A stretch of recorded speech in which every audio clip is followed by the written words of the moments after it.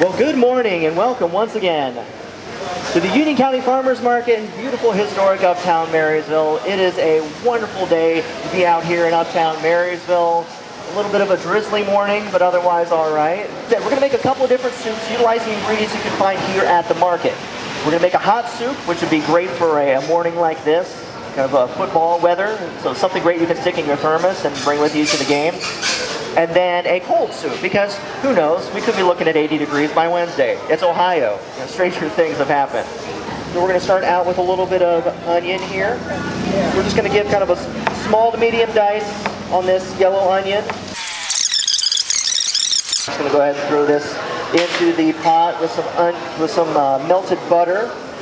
Get that saute started. To that we're also going to add some carrots. Now fortunately for us, this is a bisque or a pureed soup. And with a pureed soup, you don't have to worry quite as much how accurate or precise you are with the vegetable cuts.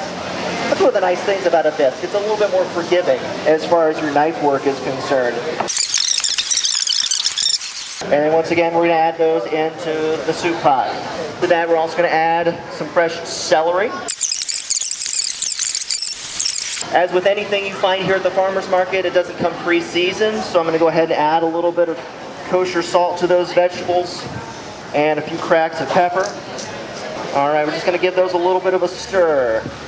Pumpkin is something that you can actually cook with. You don't just have to make jack-o'-lanterns out of them and throw them on your front porch until they rot and then you throw them away. You can actually cook with many types of pumpkin. Now granted, getting it in a can like this does tend to be a little bit easier, and I am taking a shortcut this morning. But let's talk about how you can take a pumpkin like this and turn it into a puree like this. Simply, it's just a matter of roasting it. If you ever roasted a squash, pumpkin really is just a large squash. And so if you've ever taken acorn squash or butternut squash or spaghetti squash, cut it in half and roast it in the oven, it's exactly the same process, only you probably have to chop it up into a few smaller pieces. I mean, I don't know about you, but I don't think I could fit a big pumpkin like this, even in halves, on my sheet trays in the oven. So what you end up doing is cutting it into smaller chunks and then placing it in a pan, sometimes with water, just to add a little bit of moisture so that it doesn't dry out, and then roast it in a medium hot oven. Depending on the size of the pumpkin, it could be an hour, it could be 2, it could be 3. Again, different pumpkins, just like with tomatoes and other vegetables you find at the farmer's market, come in different varieties. And so there are some pumpkins that have a very thin flesh that roast very quickly, and then there are others that have a very thick flesh, and so they'll take a little bit longer to roast. And so just like if you were roasting, let's say, a butternut squash, if you check it after 45 minutes, check it with a fork or a knife or other utensil to make sure it goes through all the way and is nice and soft, then you know it's ready to use. After that, you can scrape the pumpkin flesh out and puree it in a food processor or a blender, or leave it whole, depending on how you're going to use it. If you're going to be using it in a pureed soup like the one I'm making this morning, you can probably leave those hunks somewhat whole. You don't necessarily have to puree it or utilize it in a process like this, because when it comes right down to it, at the end of this cooking process, we're going to be blending it anyway. All right, so why blend it twice when you could just blend it once, right? I'm all about saving time without sacrificing flavor, of course. All right, now to that, we are going to add the pumpkin puree. All right, we have a little bit of vegetable broth we're going to add to that.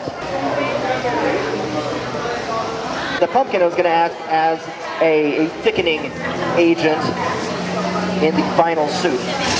All right, that's looking really nice already. And we're just getting started. Also going to add a little bit of cooking sherry. I like to add cooking sherry to my soups, just as a nice bright acid note. Now the cold soup we're going to be making today is a form of gazpacho. And oftentimes we think of gazpacho as a tomato soup. And yes, there is a tomato gazpacho. But today we're going to be making a different variety. We're going to be making a white gazpacho utilizing cucumbers. Okay?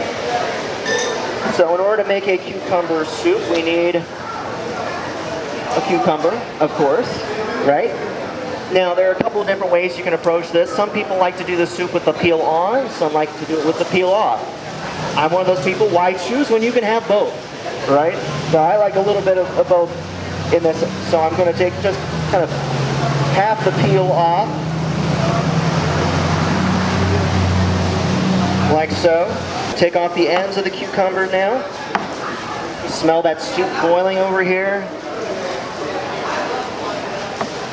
All right, now, see, I didn't bring a spoon with me to take care of the insides of this cucumber, but that's okay.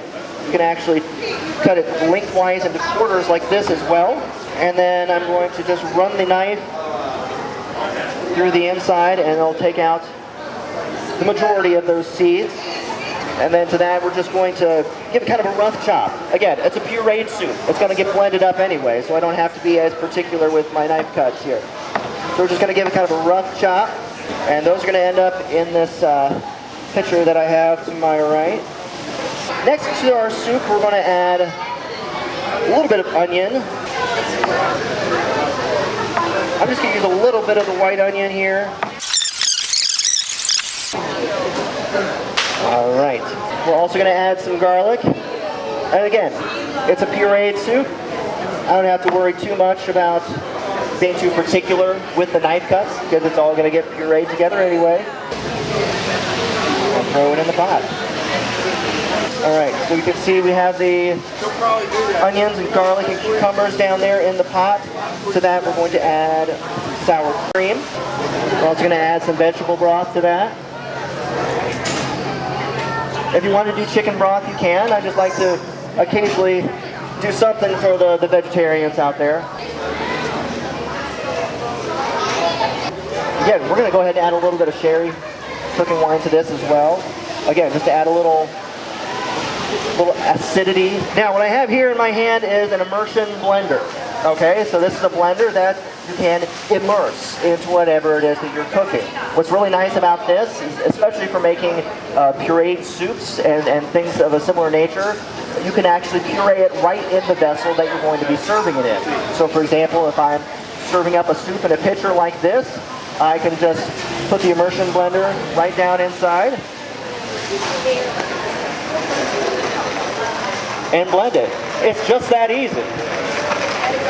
Great for making smoothies, milkshakes, things of that nature as well. So to this pumpkin soup, we're going to add a little bit of sage and thyme, if you have the time. You know, if you don't, then man. I'm sorry, I can't pass up a good food pun, all right? It's in my nature. The way we're going to garnish the cucumber soup is just with a little bit of sliced green onion. Give it a quick little chop like so. Cut it on an angle, or as we say, a bias cut. What can I say? I'm biased. You can also chop up some parsley to go on that soup. Some slivered toasted almonds would also go really nicely on that as well. Or even some finely brunoise tomatoes, some chopped tomatoes on top of that soup would be quite tasty. Now for the pumpkin soup, I'm not going to put any raw vegetables on top of the soup, but I do like to add a little bit of cream. Okay, so this is just some heavy cream, and I'm going to spice it up a little bit. We're just going to add a little bit of simple cinnamon right here. If you had some pumpkin spice, that would go really nicely in this. And we're just going to mix it up a little bit, and then we're going to use that as a garnish for the pumpkin bisque. Now, as I mentioned before, the nice thing about the immersion blender is that you can immerse it into whatever it is that you are serving it in or whatever you're cooking it in. So, hoping that my cord will make its way all the way over here to this pot. It looks like it will. I'm just going to immerse the blender right here into the stock pot, and just like so, we're going to blend that up. Notice I haven't even taken it off the heat. Market, I want to thank everyone, the vendors, the organizers of the market, and all of you who have come out to see me throughout this farmers market season.